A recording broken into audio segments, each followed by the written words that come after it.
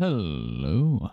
So I got a request for how to use a creator companion. So apparently people still use the old SDKs, and I mean, if that's what you want to do, you can, but the creator companion I find to be easier.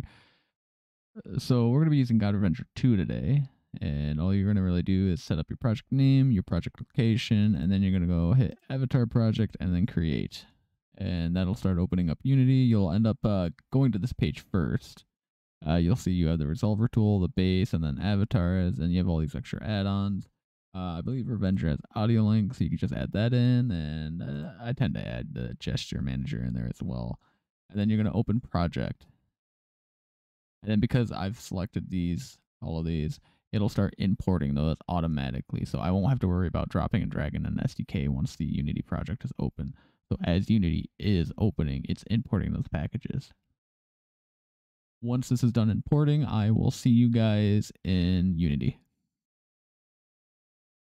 Quick note, if you ever add audio link to your project and you get this message right here, don't worry. If you've made a backup, then just click that, or you can just click no thanks. It doesn't really matter all too much if you're just starting a fresh project. Okay, once you're in Unity, you'll need the shaders for the avatar. Whether you bought it off of Gumroad or PayHip, most avatar creators tend to use Pyomi shaders. There are some booth models that'll end up using different shaders. Just make sure you read the description of each avatar you purchase. If you need the link to the Patreon to get the Pyomi Pro shaders, I will be leaving that in the description and comments below.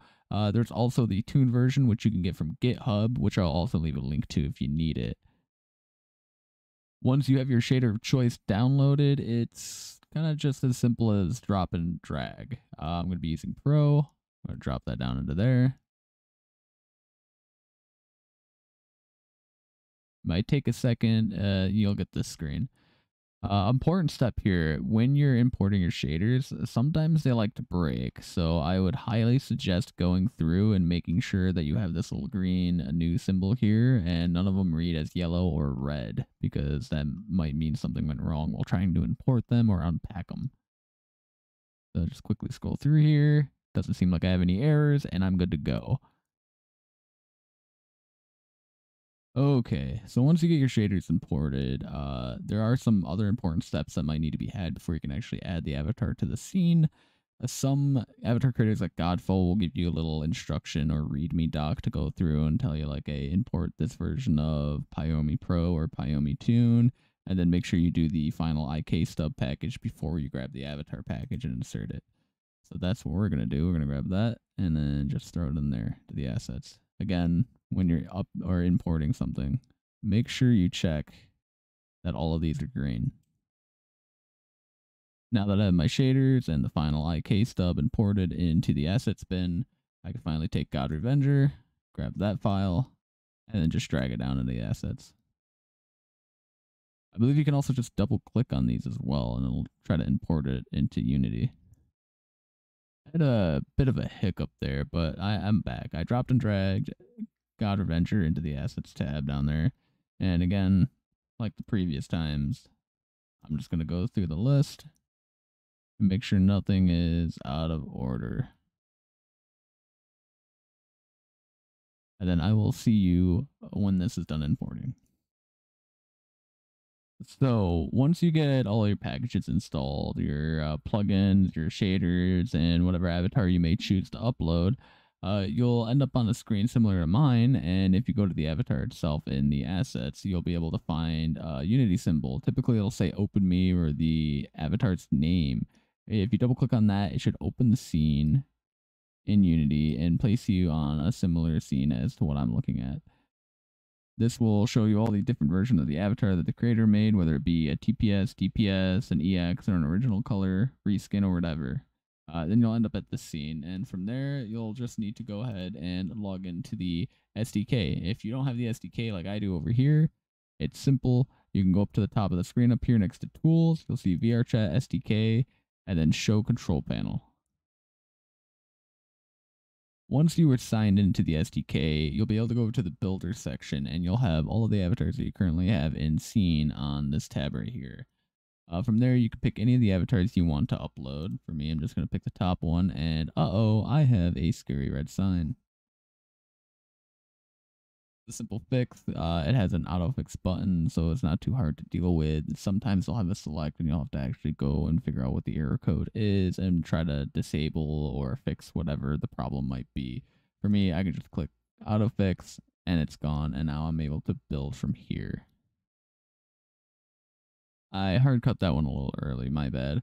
But to continue what I was saying, once you fix all your issues that you might have some of these yellow signs. These are fine to pretty much just ignore, and then these ones are just trying to tell you that your avatar isn't really optimized. These can mostly just be ignored as well. After that, all you're going to do is pretty much just hit build and publish.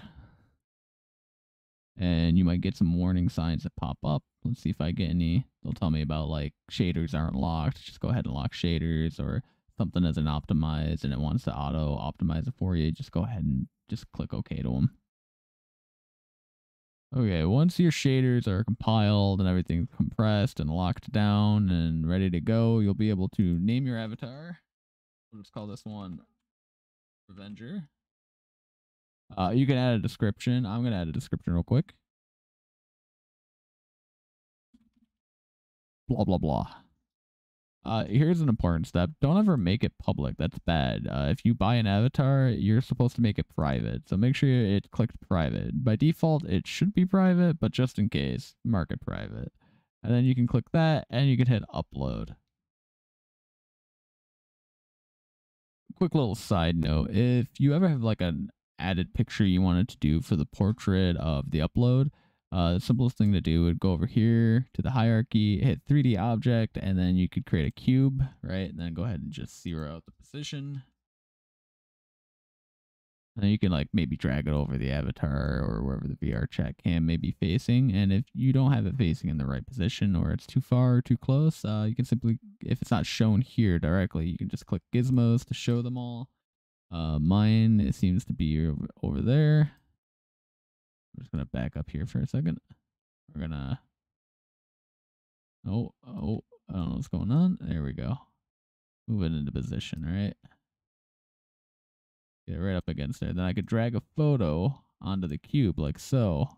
Then as you can see, it appears down in there. And maybe I can adjust it a little bit more.